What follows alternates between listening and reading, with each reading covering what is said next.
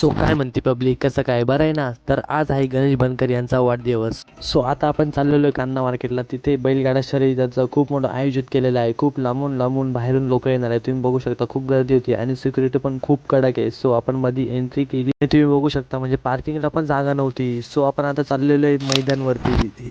So Hind Kesari भव्य बैलगाडा शर्यतीचं पूर्ण आयोजित केलेलं होतं.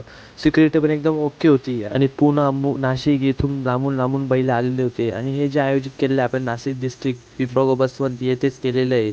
सो इथे एशिया खंडाचा खूप मोठा मार्केट आहे, इथंच सर्व आयोजित केलेलं होतं. आणि मग नंतर गणेशजी बनकर आणि दिलीप काकाजी बनकर यांच्या शुभ हस्ते उद्घाटन झालं आणि इथे कॅम्प पण झाला. पिकअप आल्याने पूर्ण मंडपच खाली पाडलं. सो तुम्ही बघू शकता गर्दी किती. भावांनो, नंतर आगमन झालं महाराष्ट्राचा नंबर 1 बैल मथुर याचे. सो सगळी गर्दी त्याच्याकडे गेली आणि नंतर शर्यतीला काहीच वेळ बाकी होता. शर्यत सुरुवात झाली. तर मित्रांनो, आजचा ब्लॉग इथपर्यंतच. भेटूया नेक्स्ट ब्लॉगमध्ये.